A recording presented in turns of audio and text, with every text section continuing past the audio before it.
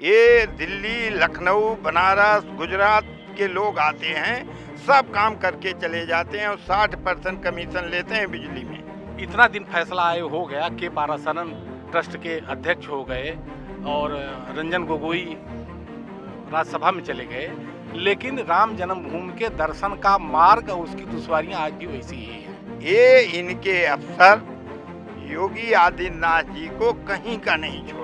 मोदी की फोटो है, योगी की फोटो नहीं है। और इसी अयोध्या में योगी को भगा दिया गया, चुनाव नहीं लड़ने दिया गया, हिंदुत्व का चेहरा नहीं बनने दिया गया। इसका बड़ा रिएक्शन है। जो भारतीय जनता पार्टी के कार्यकर्ता उदास होकर के घरों में बैठ गए हैं, वोट डाल आया उन्होंने, लेकिन वो पुशिंग वाला काम नहीं है कि चलो वोट डालने चलें और लोगों को ले आने।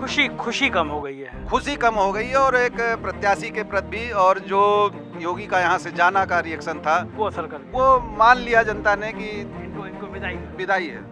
किसान आंदोलन ने ये बता दिया कि भाजपा को उखाड़ा जा सकता है, नरेंद्र मोदी को पछाड़ा जा सकता है और इनको चुनाव में हराया जा सकता है। इतना तकरार न होता तो योगी आज यहाँ कैंडिडेट होते, इतना तकरार न होता तो गोरखपुर में भाजपा के होर्डिंग्स से वहीं के प्रत्याशी की, अब आप बताइए कितना हास्यास्पद है। योगी वहीं से चुनाव लड़ रहे हैं और सारी होर्डिंग में सिर्फ योगी की ही फोटो नहीं, बाकी सबकी है। हाँ, क्रूज चलाने को कहा था सरजू नदी में, कहीं था पता नहीं। अब मैं तो यहाँ तक कहना चाहता हूँ, लेखपाल से लेकर कमिश्नर तक, अब बीच में सब जोड़ लीजिएगा, सिपाही से लेकर डीआईजी तक, कोई चूका नहीं। जिसको जो मजा आया उसी में खेला कर। राम नाम की लूट राम नाम की लूट है, लूट सको तो लूट। नमस्कार, मैं हूं संजय शर्मा। आप देख रहे हैं 4PM न्यूज नेटवर्क। मैं खड़ा हूं इस समय अयोध्या में। पूरे देश की निगाह है अयोध्या में। क्या नतीजे आएंगे 10 तारीख को पता चलेगा, लेकिन अयोध्या पे बहुत बारीक निगाह रखे हुए हैं सब लोग, क्योंकि यहाँ का जो जनादेश होगा, यहाँ का जो रिजल्ट होगा, वो पूरे देश को एक नई दिशा देगा। तो अयोध्या और उसके आसपास के हालात क्या हैं, ये समझने के लिए आज मैं देखिए सब वोटर्स, इस समय 3:45 बज रहे हैं, लेकिन वोटर्स आ रहे हैं, लोग अपना अपना मताधिकार का प्रयोग कर रहे हैं। और हम एक ऐसे ही अयोध्या शहर के एक मतदान स्थल के अंदर खड़े हैं और मेरे साथ आज फैजाबाद के अयोध्या के वो सीनियर जर्नलिस्ट हैं जिन्होंने अपनी पूरी ज़िंदगी पत्रकारिता के शिखर पर गुजारी है। ये वो पत्रकार हैं जिन्होंने अयोध्या आसपास के ज़िलों का, इनको हथेली पे इनको रटा हुआ है कि किस ज़िले में क्या जातिगत आंकड़े हैं, किस ज़िले में क्या राजनीतिक समीकरण हैं, किस ज़िले में क्या राजनीतिक और सामाजिक पृष्ठभूमि है। तो इनसे हम जानने की कोशिश करेंगे कि इस बार उत्तर प्रदेश का चुनाव कैसा चल रहा है। सबसे पहले मैं परिचय इनसे खुद से पूछूं, जिससे आपको भी समझ में आ जाए किस पत्रकार की क्या पृष्ठभूमि रही है। आपका नाम सर? मैं ओम प्रकाश सिंह हूँ और इस समय स्वदेश में लिखता हूँ, बाकी कई अखबारों में लेखन का कार्य है और स्वतंत्र पत्रकारिता है। कब कितना समय हो गया होगा आपको? लगभग 3 दशक। 3 दशक से आप पत्रकारिता कर रहे हैं जी। आप सर प्लीज अपना परिचय। इंदुभूषण पांडे, लगभग 25 साल अमर उजाला में इंचार्ज रहा और इस समय अमृत विचार अखबार देता हूं। कल आपके वो अमृत विचार के उनको मालिक को गोली मार दी गई। हाँ, बड़ी दर्दनाक घटना। डॉक्टर केशव, बड़ा जाना माना नाम, को गोली मार दी गई। सर, त्रिजुग नारायण तिवारी, जनसत्ता अखबार से जुड़े हुए हैं, प्रकाशित हो रहा तब से आज तक। मैं बता दूं कि जब हम पत्रकारिता करते थे तो एक दशक वो था कि जनसत्ता के ऊपर लिख के आता था कि इससे ज़्यादा हम छाप नहीं सकते, मिल बांट के पढ़िए। भारतीय पत्रकारिता का एक स्वर्णिम अध्याय लिखा है जनसत्ता ने। प्रभाष जोशी संपादक हुआ करते थे और आज की जो गोदी मीडिया है, जनसत्ता उसके लिए एक चुनौती था। उस दौर की पत्रकारिता में जनसत्ता की हेडलाइन से सरकारें हिला करती थीं। पत्रकारिता का जो आदर्श स्वरूप होता है वो जनसत्ता ने नहीं दिया है। और त्रियोग नारायण जी की कई दर्जनों खबरें मैंने ऐसे पढ़ी हैं तो पूरे देश और दुनिया में चर्चा का विषय रही हैं। आपका परिचय? मेरा नाम अरुण पांडे है। मैं देश के अलग अलग हिस्सों में मैंने काम किया, महाराष्ट्र, दिल्ली, लखनऊ, कानपुर, अलग अलग अखबार भी रहे। मैं बेसिकली यहाँ फैज़ाबाद अयोध्या का ही रहने वाला हूँ जी। शुक्रिया। तो हम लोग बातचीत का सिलसिला शुरू करते हैं। क्या लग रहा है सर आपको, पूरा पहले फैज़ाबाद मंडल मतलब अयोध्या, खास तौर से अयोध्या शहर के बारे में बताइए, क्या लग रहा है, क्या राजनीतिक समीकरण है और कैसे चुनाव प्रभावित हो रहा है? देखिए, खासकर अयोध्या विधानसभा जहाँ हम लोग खड़े हैं, यहाँ पिछले 3 दशक से भारतीय जनता पार्टी का कब्जा रहा है किन्हीं कारणों से जो है, और बीच में जब 12 का इलेक्शन जिसमें समाजवादी पार्टी जीती थी एक बार जो है, और 90 के पहले तो ये कांग्रेस और समाजवादियों की ही गढ़ रही है। लेकिन इस बार वो जो मंदिर आंदोलन से उपजी परिस्थितियां थीं और जिसके आधार पर भारतीय जनता पार्टी अपना किला यहाँ महफूज रखती थी, वो दरक चुका है। और उसके पीछे तमाम कारण है, एक सरकार के प्रति नाराज़गी, और दूसरा सबसे बड़ा जो कारण है वो ये है कि यहाँ का जातीय समीकरण अयोध्या विधानसभा क्षेत्र में ब्राह्मण हमेशा निर्णायक की भूमिका में रहा है। और जब कांग्रेस का दौर रहा तो जाहिर सी बात है कांग्रेस के साथ रहा है, दलित रहा है, ब्राह्मण, तभी कांग्रेस सरवाइव करती थी। 90 के बाद ये चला गया खेमे में भारतीय जनता पार्टी के अयोध्या विधानसभा क्षेत्र की मैं खास करके बात कर रहा हूँ। और जब भी बात होती है, जब जातियों की बात होती है, तो ब्राह्मणों के अंदर भी इस बार उबाल है कि हम ही ने राष्ट्र धर्म का ठेका ले रखा है, हम ही ने सब कुछ सामाजिक ठेका, हम क्यों ना जातियों की अपनी बात करें जो है। उसमें एक दर्द ये भी मैंने कई लोगों से मिला कि 90 के बाद से अभी तक उत्तर प्रदेश में कोई मुख्यमंत्री तक ब्राह्मण का नहीं हुआ है, और अयोध्या में हम अपना प्रत्याशी नहीं बना पा रहे हैं। 2-3 बार यहाँ से जो भी प्रत्याशी जीते हैं, तेज नारायण पांडे पवन जो इस बार भी उम्मीदवार हैं, या इसके पूर्व जयशंकर पांडे लड़े रहे हैं, तो सपा और लोकदल से ही ये लोग जो है यहाँ भारतीय जनता को हरा करके यहाँ से विजयी हुए हैं। तो इस बार जो है ब्राह्मण सपा के खेमे में दिखाई पड़ रहा है। शहर में थोड़ा कम है, लेकिन परसेंटेज में शहर में भी ज़्यादा है पवन पांडे के साथ, देहात का तो एकदम उनके साथ है। दूसरा सबसे बड़ा कारण जो मुस्लिम वोट का है, पिछली बार यहाँ पर बसपा ने जिस उम्मीदवार को लड़ाया था उसकी लोकप्रियता भी काफ़ी थी, 45,000 करीब उसको मत मिले थे, जिसमें लगभग 30,000 मुसलमानों का था। इस बार कोई उम्मीदवार मुसलमान का नहीं है, तो वो भी सारा का सारा वोट एक मुश्त जो है समाजवादी पार्टी की तरफ जाता दिखाई पड़ रहा है। और जितने भी कारण हैं महंगाई के, बेरोजगारी के, वो तो सरकार, मेन मुद्दा ये है, आपका कहना है कि इस विधानसभा में ब्राह्मणों का रुझान है और बाकी कारण पीछे हैं। हाँ, मुसलमान एक मुश्त है और ब्राह्मणों का रुझान है, बाकी कारण पीछे हैं। बाकी कारण पीछे। क्या सर आपका क्या मत है कि अयोध्या, चूँकि पूरे देश की निगाह अयोध्या पे लगी हुई है, अयोध्या का रुझान, अयोध्या के संकेत क्या कह रहे हैं, पूरा देश जानना चाहता है। भाजपा अयोध्या से पूरे देश को देखना चाहती है और पूरा देश अयोध्या को देखता है, अयोध्या खुद को भी देखती है। राम मंदिर एक इशू है जिसको ये भुनाना चाहते हैं। पूरा देश प्रभावित हो सकता है, ये मैं नहीं कहता, लेकिन अयोध्या, हम 20 साल पहले राम जन्मभूमि दर्शन करने जिस रास्ते से गए थे और जिन दुश्वारियों से गए थे, आज भी आप जाइए तो वही एकमात्र रास्ता है, वही उतनी ही दुश्वारियां हैं। इतना दिन फैसला आए हो गया, के पारासरन ट्रस्ट के अध्यक्ष हो गए और रंजन गोगोई राज्यसभा में चले गए, लेकिन राम जन्मभूमि के दर्शन का मार्ग और उसकी दुश्वारियां आज भी वैसी ही हैं। तो क्यों है, क्या कारण क्या है इसका? हमको ये लगता है कि भाजपा इस मंदिर को 2024 के लिए बना रही है। अच्छा, लोकसभा चुनाव में लोकसभा चुनाव के लिए बना रही है। नहीं तो एक रास्ता तो दे ही सकती थी, रास्ता तो बना ही सकती थी, नया रास्ता। नंबर 1। नंबर 2, एक आपने प्रदेश के चुनाव की बात की है, इसमें एक बात मैं कहूँगा जो अभी तक कहीं किसी डिबेट में हमने सुनी नहीं। एक तो यह है कि यह चुनाव न तो अखिलेश लड़ रहे हैं, न मायावती और न प्रियंका गांधी, यह चुनाव सीधे जनता लड़ रही है, जनता लड़ रही है, नजर आ भी रही बात। इस चुनाव के पहले एक लड़ाई और जनता ने लड़ी है जिसे किसान आंदोलन नाम दिया जाता है। उस किसान आंदोलन ने सो कॉल्ड मुख्य धारा की मीडिया को, जो आज गोदी मीडिया हो गई है, उसको पिछवाड़े लात मार करके भगा दिया, भगो यहाँ, अपना भ्रम दूर कर लो कि तुम्हारी बदौलत देश चल सकता है या कोई आंदोलन चल सकता है। हाँ, ये डेंट तो पड़ा है। सारे विपक्षी दलों को उस किसान आंदोलन ने घुसने नहीं दिया, झंडा लेकर के चलिए आप यहाँ से, आपके बस का नहीं है, कोई आंदोलन आपके बस का नहीं है। उस किसान आंदोलन की चर्चा क्या अयोध्या में भी है? बिल्कुल बिल्कुल। किसान आंदोलन ने ये बता दिया कि भाजपा को उखाड़ा जा सकता है, नरेंद्र मोदी को पछाड़ा जा सकता है और इनको चुनाव में हराया जा सकता है। नंबर एक ये हुआ कि यह जनता लड़ रही है। दूसरा, अखिलेश यादव को 6 महीने पहले कोई नहीं कह रहा था कि अखिलेश यादव नाम का कोई विपक्ष का नेता उत्तर प्रदेश में है। जमीन पूरी तैयार की अकेले, अगर किसी का नाम लिया जाए तो उसका नाम है प्रियंका गांधी। सबसे ज्यादा बार अगर कोई गिरफ्तार हुआ तो उनका लल्लू अध्यक्ष, बिल्कुल ठीक बात है। हैं, जितनी बार लल्लू अध्यक्ष गिरफ्तार हुए हैं उतनी बार पूरे प्रदेश के। तो लेकिन कांग्रेस यहाँ कहीं नजर आ रही है क्या? नहीं, कांग्रेस नजर नहीं आएगी। जमीन तैयार कर दी कांग्रेस नजर नहीं आएगी। जनता जिससे लड़ रही है उसको उखाड़ फेंकने के लिए लड़ रही है।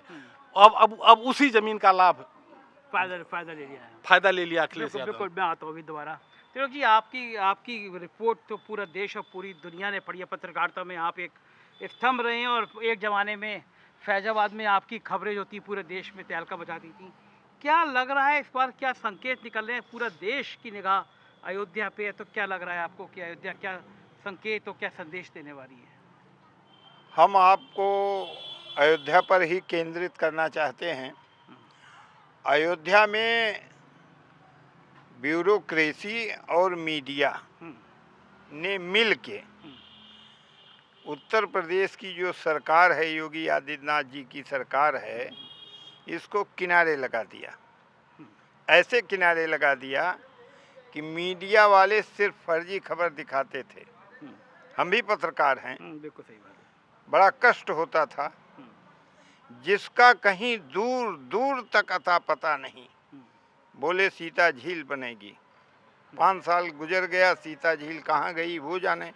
हाँ, वो बड़ा विज्ञापन हाँ, तो छपे थे हाँ। सीता झील की। हाँ। फिर कहा उन्होंने भगवान राम की इतनी ऊंची मूर्ति लगा देंगे कि पूरा देश देखेगा। हाँ, उसका भी पूरा पेज विज्ञापन छपा था। हाँ, जमीन भी नहीं है, ले नहीं पाए जमीन। फिर बोलते हैं कि हवाई जहाज चलेगा, हवाई अड्डा बनेगा। आज की तारीख में, आज भी मैं बता रहा हूँ, 96% जमीन अधिग्रहित है, आज भी 4% नहीं है। शिलान्यास क्यों नहीं किए, क्यों नहीं बनाए? तो ये सब बात अब जनता समझ गई है अयोध्या की कि ये सब झूठ बोलते हैं, ये केवल झूठ पर खेती करते हैं। अयोध्या को मिला क्या? हाँ, क्रूज चलाने को कहा था सरजू नदी में, कहीं अता पता नहीं।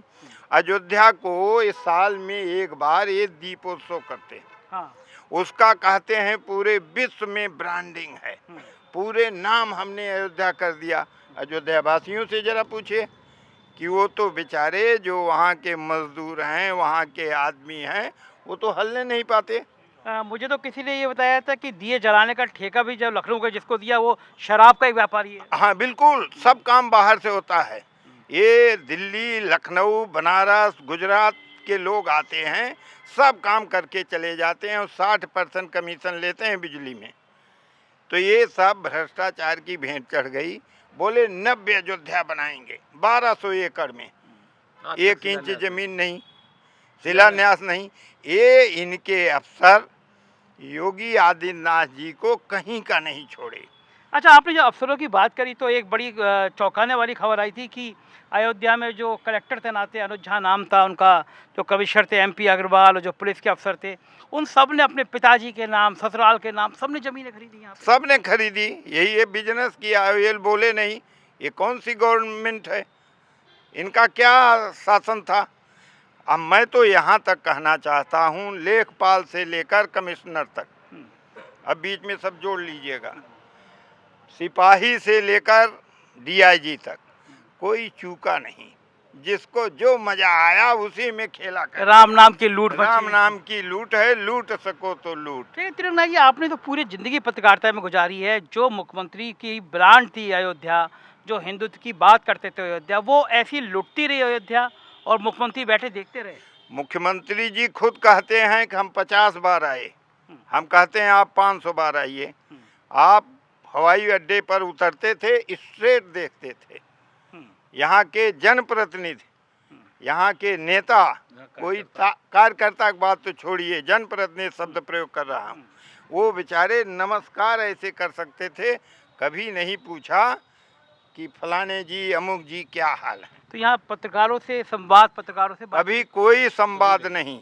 5 साल हो गया, कोई पत्रकारों से, हम मान्यता प्राप्त पत्रकार हैं 40 साल से, कभी एक प्रेस कॉन्फ्रेंस नहीं हुई।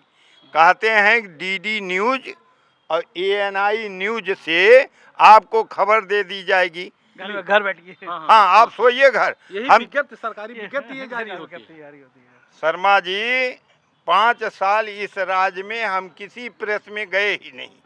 क्यों जाएं? एक तो काकस ब्यूरोक्रेसी ने बना रखा था, फर्जी पत्रकारों की बाढ़। हर जगह हाँ, और जो सही पत्रकार जो कुछ लिख सकते हैं उनको इतनी दूर रखो को लिखे ना, कुछ बता ना पाए। बता ना पाए। बिल्कुल बिल्कुल बात होती तिलक जी।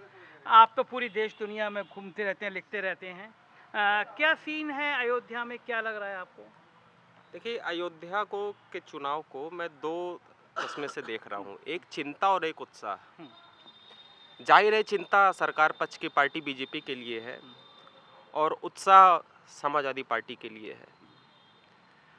बीजेपी आप बड़ी खतरनाक बात कह रहे हैं। अयोध्या उनके लिए राष्ट्रीय मुद्दा है, अयोध्या उनकी प्राण आत्मा है, और आप कह रहे हैं कि अयोध्या में चिंता हो बीजेपी के लिए। जाहिर सी बात, अगर चिंता ना होती तो यहाँ नितिन गडकरी, जेपी नड्डा उप मुख्यमंत्री और मुख्यमंत्री तो ना जाने कितनी बार चुनाव के पहले आ चुके।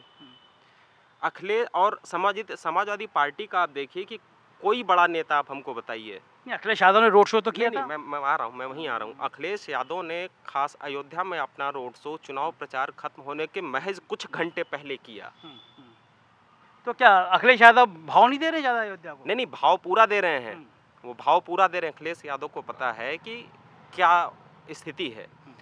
भारतीय जनता पार्टी का एक बहुत बड़ा दावा अयोध्या के विकास का है। अखिलेश यादव और समाजवादी पार्टी उस विकास का एक दूसरा पहलू विनाश का पक्ष लेकर के जनता के बीच में गई है। चिंता का ये सबसे बड़ा कारण है।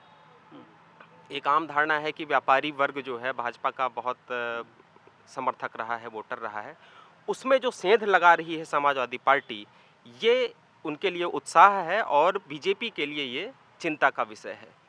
अच्छा, तो ये जो एक मध्यम वर्गीय परिवार है जो लगातार महंगाई से जूझ रहा है, जो टैक्स से जूझ रहा है, उसकी अयोध्या के अंदर क्या मानी स्थिति है? देखिए, मध्यम वर्गीय परिवार और उससे भी जो नीचे का आय वर्ग है, इनकी तमाम लाभार्थी योजनाएं हैं। लाभार्थी योजनाएं किस कीमत पर हैं? लाभार्थी योजनाएं किस कीमत पर? 1000 रुपये सिलेंडर की कीमत पर हैं, 100 रुपये पेट्रोल की कीमत पर हैं। तो आप भले आप दे दीजिए उनको, मकान दे दीजिए, राशन दे दीजिए, तमाम योजनाएं से उनको आच्छादित कर दीजिए, लेकिन वह महंगाई तो उनकी कमर तोड़ रही है ना। वो असर पड़ा है। हाँ, आप इधर से मुफ्त ले रहे हैं। मुझे लगता है कि जो वोटिंग अलग अलग जिलों से ये कहा जा रहा है बीजेपी के बूथों पे भी वोटिंग कम हो रही है, उसका कारण क्या यही है कि मध्यम वर्गीय परिवार का बहुत उत्साह नहीं है, वोट नहीं डाल रहा हो? नहीं, इसके और भी कारण हैं। एक तो एंटी इनकम्बेंसी है। उन्होंने देखा है बीजेपी के 5 साल का शासन और उसके पहले नरेंद्र मोदी जी का भी शासन रहा, मतलब 8 साल से है। तो महंगाई तो ये कंट्रोल नहीं कर पाए। मध्यम वर्गीय परिवार अब एक विकल्प देख रहा है। भारतीय जनता पार्टी जिस विकल्प को कहती थी कि कोई विकल्प नहीं है, वह विकल्प तलाश चुका है मध्यम वर्गीय जो परिवार है। क्या विकल्प? अब विकल्प ये देखिए, ये अभी आप वोटर से जब बात करके पूछेंगे तो आपको एक रहस्यमयी तस्वीर बता देगा। आपको क्या लगता है कौन सा विकल्प है? अब विकल्प जाहिर सी बात है कि वो दूसरे पक्ष की तरफ उसका रुझान ज़्यादा है, मतलब बसपा, कांग्रेस या सपा की तरफ। समाजवादी पार्टी हाँ। की तरफ से। मुझे सिंह साहब ये बताइए कि मैं कई जिलों में घूमा हूँ, भारतीय जनता पार्टी ने ये कहा था कि हमारे पास तो लाभार्थी वोट बैंक है, लाभार्थियों से हम चुनाव जीत जाएंगे। समाजवादी पार्टी की सरकार थी तो वो कहते थे हमने 12 करोड़ लाभार्थी दिए हैं, मतलब किसी को मकान दिया, किसी को शौचालय दिया तो हमारा लाभार्थी हो गया। मायावती थी, उन्होंने कहा हमने 30 करोड़, 15 करोड़, 18 करोड़ लाभार्थी दिए हैं। इन्होंने 30 करोड़ लाभार्थी दिए हैं। 4-5 करोड़ वोट मिल जाएंगे तो बम्पर चुनाव हो जाएगा। लाभार्थी क्या वोट बैंक वाकई में वोट बैंक बन गया है? और ख़ासतौर से दलित जातियों में आप क्या संकेत देख रहे हैं? नहीं, लाभार्थी उनका वोट बैंक बन नहीं गया, उन्होंने बनाने की कोशिश की। आपको याद होगा कि पिछले 2-3 साल में भारतीय जनता पार्टी ने ऐसे कार्यक्रम चलाए, अपने सांसदों को, विधायकों को, मेयर को, पार्षदों को, उन्होंने एक पूरा डाटा तैयार किया कि किसको किसको हमने किया है। बड़ी मेहनत की भारतीय जनता पार्टी ने, और उनके साथ सेल्फी खिंचाना विधायक का और सांसद का, तमाम कार्यक्रम किए, भोजन कराया जो है। लेकिन वो कहीं ना कहीं से एक भावना उनके अंदर ये रही कि ये तो है तो हमारा ही, हम ही से टैक्स लेकर के इतना ले रहे हैं, इतना दे रहे हैं, और एक सरकार हमारे ऊपर कोई एहसान नहीं कर रही है। दूसरा कि ये और भी सरकारों ने किया था इसके पहले। और जो चुनाव में जो भाषण हो रहे हैं, जैसे इनका ये कि मार्च तक ये देंगे, अखिलेश ने कहा हम 5 साल तक देंगे, तो वो मुद्दा को बहुत प्रभावी इनका नहीं बन पाया। दूसरा ये कि जो लाभार्थी के वर्ग का अगर आप जातीय वर्गीकरण देखें, हमारे एक मित्र हैं भारतीय जनता पार्टी के मीडिया प्रभारी हैं, उन्होंने मुझको सूची उपलब्ध कराई थी, तो उसमें से लगभग 60% ऐसे लाभार्थी हैं जो भारतीय जनता पार्टी के पूर्व में कार्यकर्ता रहे हैं। उन्होंने चिन्हित करके अपने लोगों को दिया। तो ये एक बड़ा जो है कि अपने ही लोगों को मोबिलाइज करके और समाज में कहेंगे नहीं हम वोट लेने जा रहे हैं। दूसरा, उसी में से एक सर्वे आया, उन्होंने कराया, सरकार ने ही कराया, तो उनको ये लगा कि 25 से 30% जो है वो मतदाता तो हमारे साथ है। जब हम उससे कहते हैं हमने तुमको ये दिया है, तो उसको लगता है यार ये हमको दे करके मकान और जैसे एहसान जता रहे हैं और हमको फिर कह रहे हैं नहीं वोट दो उसके बदले ये जो है, तो उसका गुस्सा भी दिखाई पड़ा। तो भारतीय जनता पार्टी के पक्ष में वो 25 से 30% मतदान की बात करता हुआ दिखाई पड़ा, लेकिन जो और लोग थे वो परिवर्तन की बात करने लगे। ये चिंता हुई तो दूसरी तरफ फिर अमित शाह की बोली बदल गई, योगी की बदल गई, मोदी की बदल गई, तो वो तो नहीं उनका बनने जा रहा है। तो लेकिन अगर ये हालात इतने ख़राब हैं तो जो अलग अलग ओपिनियन पोल आए थे जो भारतीय जनता पार्टी को 40-42% वोट दिखा रहे थे, अगर इतनी नाराज़गी है तो क्या लग रहा है कितना परसेंट वोट मिल पाएगा पूरी यूपी में? संजय जी, यहाँ 2 रोड शो है, एक योगी के और एक अखिलेश के। जो है योगी का रोड शो जिस दिन था 24 तारीख को, उस दिन पूरी गोदी मीडिया, तमाम बड़े चैनल्स जो है और राम की पैड़ी पर अपनी दुकान सजा करके, योगी भी उसमें एक दुकान पर गए और भाषण किया जो है, और बता दिया कि साहब पूरी अयोध्या राममय है। दूसरे दिन अखिलेश का रोड शो होता है, योगी के रोड से 10 गुना बड़ा रोड शो होता है। कोई मीडिया वहाँ कवरेज करने के लिए नहीं आती है। आप जैसे यूट्यूबर, हम जैसे लोग जो है कुछ जो है सोशल मीडिया के माध्यम से दिखा पाते हैं, दिखाते हैं। तो ये जो प्रोजेक्शन दिया जा रहा है इसको जनता अब देख रही है, वो भ्रमित होने वाली नहीं है। एक छोटा सा उदाहरण मैं बताऊं, जैसे कि यूक्रेन का मामला है छात्रों को लाने का। जब तक मोदी जी उसको कैश कराते, फोटो खिंचवा करके भेजते कि नहीं देखिए हम बसों में इनको वापस ले आए, तब तक इतने वीडियो आ गए बच्चों के किराया डबल होने का और उसका जो है कि वो असर नहीं करने जा रहा है इनका। मोदी की फ़ोटो है, योगी की फ़ोटो नहीं है। और इसी अयोध्या में योगी को भगा दिया गया, चुनाव नहीं लड़ने दिया गया, हिंदुत्व का चेहरा नहीं बनने दिया गया। इसका बड़ा रिएक्शन है। जो भारतीय जनता पार्टी के कार्यकर्ता उदास होकर के घरों में बैठ गए हैं, वोट डाल आया उन्होंने, लेकिन वो पुशिंग वाला काम नहीं है कि चलो वोट डालने चलें और लोगों को ले आने का। खुशी कम हो गई है। खुशी कम हो गई है और एक प्रत्याशी के प्रति भी, और जो योगी का यहाँ से जाना का रिएक्शन था वो असर कर गया, वो मान लिया जनता ने कि इनको विदाई है। क्या आप सर आप क्या सहमत हैं कि योगी आदित्यनाथ को पहले अयोध्या में मुझे बताया गया उनके एक ओएसडी थे, वो यहाँ पे आए, उन्होंने मोबाइल बांटे, कब कुछ सामान अलग अलग सामान बांटा और योगी जी का बड़ा मन था, लेकिन जिस तरह योगी जी का नाम यहाँ से हटा के गोरखपुर भेजा गया तो भाजपा के कार्यकर्ताओं में मायूसी हुई। और ये जो झगड़ा बता रहे हैं मोदी योगी का, क्या है वास्तव में ये? नहीं, ये वास्तव में नहीं होता तो योगी आदित्यनाथ आज यहाँ से चुनाव लड़ रहे होते। योगी आदित्यनाथ जो 5 साल में 42 बार आए हैं, वो सिर्फ इसीलिए आए हैं। अयोध्या आंदोलन, मोदी की खानदान में कोई दूसरा इस आंदोलन में शामिल नहीं रहा होगा। योगी आदित्यनाथ की 3 पीढ़ी ईमानदारी से राम मंदिर का आंदोलन लड़े हैं। और योगी आदित्यनाथ अगर चाहते थे तो योगी आदित्यनाथ का अयोध्या से लड़ने का हक था, लेकिन ये त्रिजुनारायण तिवारी जी हैं। मैं 1 महीना पहले से कह रहा था इन्हीं से कि योगी जी अच्छा, सब लोग कह रहे थे कि योगी यहाँ से लड़ेंगे, तो मैं इनसे कहता था कि तिवारी जी, योगी जी 100% लड़ना चाहते हैं यहाँ से, लेकिन मोदी जी 120% यहाँ से लड़ने नहीं देंगे। पार्लियामेंट्री बोर्ड का निर्णय आ गया कि दिल्ली से खबरें छपी कि योगी अयोध्या से लड़ेंगे। आपको ध्यान, खबरें आ गई और चैनल शो करने लगे। सबसे पहले हमने कहा था कि योगी लड़ेंगे, चैनल पे वो नहीं, हमारी भी खबर थी। पहले इन्होंने कहा। अच्छा, हाँ, सबसे पहले घोषणा आपने। मैंने 1 साल पहले ही लिख दिया था कि योगी यहाँ से लड़ेंगे। मेरे उनके संपर्क हैं, कुछ सूत्र हैं योगी के जो साथ लोग रहते हैं। नहीं, सबको विश्वास था। फिर भी हमने तिवारी जी से कहा कि तिवारी जी योगी यहाँ से लड़ेंगे नहीं, या तो ये भाजपा के परिदृश्य में मोदी मिट जाएं तब योगी यहाँ से कैंडिडेट हो। अच्छा, क्या वास्तव में मोदी और योगी के बीच में सच में इतना तकरार है? इतना तकरार न होता तो योगी आज यहाँ कैंडिडेट होते। इतना तकरार न होता तो गोरखपुर में भाजपा के होर्डिंग्स से वहीं के प्रत्याशी की, अब आप बताइए कितना हास्यास्पद है। योगी वहीं से चुनाव लड़ रहे हैं और सारी होर्डिंग में सिर्फ योगी की ही फोटो नहीं, बाकी सबकी है।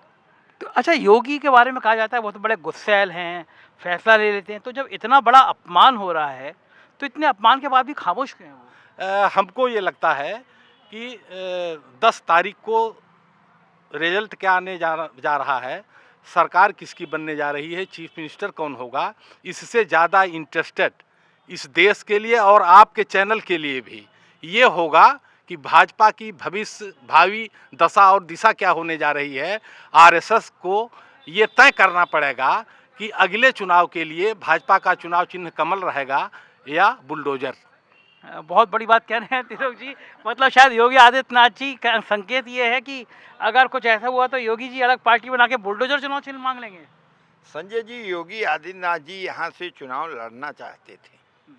हम लोग इतनी ऊपर की पहुँच हमारी जानकारी नहीं है, लेकिन जो राजनीति में गेस किया जाता है उस गेस में हम लोग ये मानते थे कि योगी आदित्यनाथ जी जो इतनी बार आते हैं, सारे साधु संतों से मिलते थे, उनसे बातचीत करते रहे और अयोध्या के लिए उन्होंने एक अपनी सोच, एक परिकल्पना तो की, लेकिन जो उनके साथ के ब्यूरोक्रेसी वाले थे 5 साल तक धरती पर उतरने ही नहीं दी। उनका प्रयास हुआ, हम इस बात को मानते हैं। और अगर योगी आदित्यनाथ जी यहाँ से कैंडिडेट होते, देखिए जो आज स्थिति भारतीय जनता पार्टी की अयोध्या में है, उसमें यहाँ का कैंडिडेट भी बहुत जिम्मेदार है। वो 5 साल किसी से मिला नहीं। गांव के लोग कहते हैं, विनय कटियार हरिनारायणपुर के बगल एक कुर्मियों का गांव है, वहाँ लेके गए थे तो वहाँ के लोगों ने कहा कि अरे कटियार साहब, अरे कैंडिडेट वेद गुप्ता कहाँ हैं? कहे अरे यही तो हैं। तो ये स्थिति कैंडिडेट। दूसरी तरफ जो समाजवादी पार्टी के उम्मीदवार हैं पवन पांडे जी, वो लगातार सबके यहाँ 5 साल वो चुनाव प्रचार करता रहा। इस शहर का कोई घर नहीं है जिसके घर में 4 बार पवन पांडे के लोगों ने संपर्क न किया हो। और जो आप अंतर पूछना चाहते हैं, 2017 में पवन पांडे यहाँ का कैंडिडेट और 2022 में कैंडिडेट।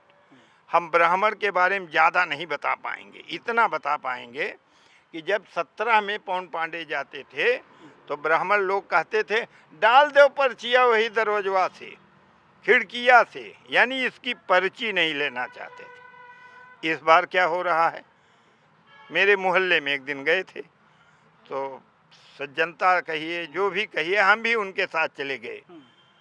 हमने जो उस दिन देखा, हम उसी दिन से समझ गए थे तो खेला हो गया है। लोग दौड़ के ऐसे दरवाजा खोलते थे, आओ ये आओ पेन भैया आओ, अरे सड़किया तू बनवाए रहा। और लोगों ने चाय के लिए, पानी के लिए ऑफर किया, तो हमने कहा है तो परिवर्तन हो रहा। संकेत हो गए। अच्छा, एक सीट पड़ोस की है गोसाईगंज, वहाँ का भी बड़ा इंटरेस्टेड केस हुआ। जो बीजेपी प्रत्याशी थे वो जेल चले गए, सजा हो गई उनको। अब एक किस्सा बड़ा चलन में आया कि योगी जी आए थे, मंच पे फोटो लगा था खब्बू तिवारी का, योगी जी ने कहा इसको पहले हटाओ फोटो को। ये क्या किस्सा था वो? अब हमने भी सुना है लेकिन हम वहाँ थे नहीं। आपको कुछ जानकारी है उस किस्से की? वो फोटो हटाओ, कमल का फूल लगाओ। नहीं, उसकी जानकारी नहीं, लेकिन हुआ है। आपको कुछ जानकारी है उसमें? बिल्कुल, जैसे ही योगी जी मंच पे चढ़े तो जो पीछे होर्डिंग्स लगी थी, एक तरफ योगी जी की फोटो थी, एक तरफ खब्बू की, और खब्बू के बगल उनकी पत्नी जो चुनाव लड़ रही हैं उनकी फोटो थी। चढ़ते ही सीढ़ी पे उनकी नज़र पड़ती है योगी जी की और वो आग बबूला हो जाते हैं। लोग समझ नहीं पाते, उनके साथ उनके जो सचिव त्र्यंबक या क्या नाम है, कंफर्म नहीं है, उनसे उन्होंने कहा या तो ये होर्डिंग उतार दो या ये फ़ोटो काट के गिरा दो, जो जैसे भी तुम कर पाओ तब मैं संबोधन करूंगा, ये उन्होंने कहा। तुरंत आनंद फानन में मंच पे हड़कंप मचा और एक कमल चुनाव निशान ला करके वो खब्बू तिवारी के फ़ोटो पर चस्पा कर दिया गया। सभा हुई और एक पर्ची जो है भारतीय जनता पार्टी के जिलाध्यक्ष ने उनको दिया बोलने के लिए कि विपक्षी दल के जो बाहुबली लड़ रहे हैं समाजवादी पार्टी के अभय सिंह, कि उनके बारे में कुछ इशारों में ही बोल दें कि बुलडोजर चल जाएगा या चीज़ें चल जाएंगी। उस पर्ची को भी उन्होंने मंच से योगी ने फाड़ के फेंक दिया और जनरल एक सामान्य जो भाषण करते हैं तभी लोग कहते हैं कि योगी जी को ब्राह्मण बाहुबलियों से चिढ़ है, लेकिन जो क्षत्रिय बाहुबली हैं, जो माफिया हैं क्षत्रिय, वो उनको पसंद है। ये पूरी घटना क्या ये भी इशारा करती है? निश्चित तौर से इसका रिएक्शन हुआ है कि योगी के जाने के बाद जो है वो क्षत्रिय मतदाताओं में इसका ये संकेत गया कि कहीं ना कहीं अभय सिंह के प्रति उनका नॉर्मल भाव है और खब्बू तिवारी के प्रति है। और भाजपा के समर्थकों ने खुलेआम जो है उसका विरोध किया और अब शब्दों का भी इस्तेमाल किया योगी के प्रति जो है। मैं एक बात और आपको बता दूं, जब ये टिकट कंफर्म नहीं हुआ था खब्बू तिवारी की पत्नी का, तो पिछली बार वो अपना दल से लड़े थे। तो सोशल मीडिया के तमाम प्लेटफार्म पे जो है उनके समर्थकों ने कई ऐसे कमेंट्स किए थे भारतीय जनता पार्टी के प्रति और योगी के प्रति कि टिकट नहीं देंगे तो पूरे उत्तर प्रदेश से सफाया हो जाएगा, खासकर फैजाबाद से। लेकिन जब टिकट मिल गया तो गुस्सा शांत हुआ, लेकिन उसके बाद फिर उस घटना ने जो है वो उद्वेलित कर दिया। हाँ, और गोसाईगंज में दोनों बाहुबलियों की लड़ाई है, उनके अपने समर्थक हैं और चीज़ें हैं। बाकी परिवर्तन क्या होगा, मतदाता क्या जाएगा, लेकिन योगी ने ये किया था। तो गोसाईगंज सीट पे भी समाजवादी पार्टी का पलड़ा भारी लग रहा है आपको? हाँ, वर्तमान अभी तो भारी लग रहा भारी है। है। बिल्कुल बिल्कुल। जी सर, कुछ कहना। जी सर। हमारे पास कंफर्म नहीं है, जी। लेकिन चर्चा तो ये है कि योगी आदित्यनाथ जी गोसाईगंज सभा में आना ही नहीं चाहते थे। अच्छा। उसके लिए पूरी पावर लगाई गई। खब्बू तिवारी, उनके समर्थक जो फैजाबाद में बाहरी लोग आए थे, नेता लोग, उन सब ने ऊपर पावर लगाया और पावर यहाँ से काम नहीं बना उत्तर प्रदेश से। ये माननीय गृह मंत्री तक लोग सिफारिश भेजे कि वहाँ भेजिए, नहीं तो जो आरोप लगते हैं उस आरोप की पुष्टि हो जाएगी कि आप फला के विरोधी हैं, ब्राह्मण विरोधी। यस। तब वो आए और जो आप बता रहे हैं वो हमारे पास पुष्ट नहीं, हमने सुना जरूर है। और भैया ये जो गोरखपुर से जो लड़ाई छिड़ी थी एक टाइम में ब्राह्मण बनाम ठाकुर, अब गोसाईगंज की घटना इसका लाइव उदाहरण है कि लोग फिर ये आरोप लगाते हैं कि योगी जी जो है उनकी छवि ऐसी गढ़ दी गई है या है कि वो ब्राह्मणों को बहुत ज़्यादा सूट नहीं करते हैं। तो इस वाली घटना के बाद क्या ब्राह्मण समुदाय में कुछ नाराज़गी है? देखिए, गोसाईगंज की घटना तो अभी हुई है। इसके पहले भी आप देखिए कि जो इनकाउंटर लगातार होते रहे, निश्चित तौर पर विकास दुबे अपराधी था और जो हुआ वो हुआ। खुशी दुबे का क्या मामला था? ठीक बात, 2 साल से जेल में है। हाँ, तो इस तरह की जो छोटी छोटी घटनाएं हैं वो बड़ा मनोवैज्ञानिक असर डालती हैं। ये सब ओवरनाइट नहीं बदला है, इसके पीछे का एक टाइम है जिसने एक मानसिकता और मनोविज्ञान एक बनाया है समाज में। अब आप देखिए कि आप पूछ रहे हैं और चर्चा हो रही है कि भाई सरकार से लोग नाखुश क्यों हैं।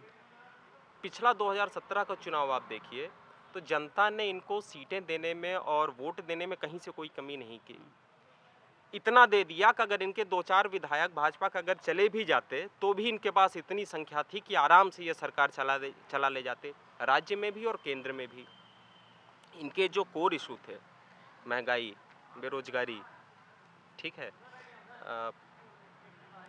इन सारी चीज़ों पर कितना कम, रिश्वतखोरी। हाँ, एक बड़ा मामला था रिश्वतखोरी। मैं महाराष्ट्र में था तो बहुत बड़े बड़े पोस्टर लगते थे कि ईमानदार सरकार और वो।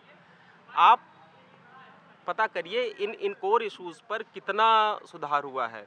क्या रिश्वत का जो रेट है बढ़ गया, रिश्वत का।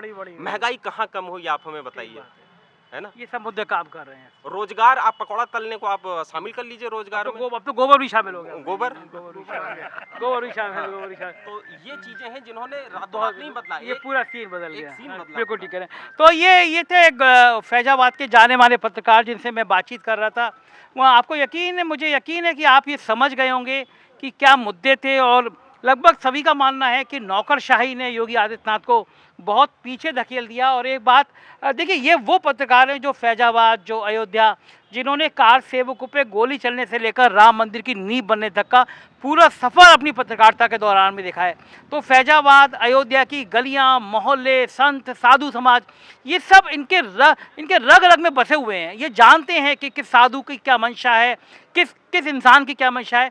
लेकिन इन सारे सीनियर जर्नलिस्ट का मानना ये है कि कहीं ना कहीं मोदी और योगी के बीच में जो एक लाइन खिंची हुई है, मोदी योगी की लड़ाई की लाइन खिंची हुई है, वो अयोध्या में चर्चा का विषय है। ये भी मानते हैं कि ब्राह्मण बनाम ठाकुर की जंग केवल हवा में नहीं है, कहीं ना कहीं धरातल पे बातें हैं। बेरोजगारी मुद्दा है और कहीं ना कहीं पिछड़ा और दलित भी मुद्दा है। मुझे लगता है काफ़ी कुछ तस्वीर साफ है इन सब बातचीत से। रिजल्ट 10 तक आएगा, लेकिन उससे पहले हम आपको उत्तर प्रदेश की राजनीति की एक एक खबर बताते रहेंगे। देखते रहिए 4PM न्यूज़ नेटवर्क। शुक्रिया।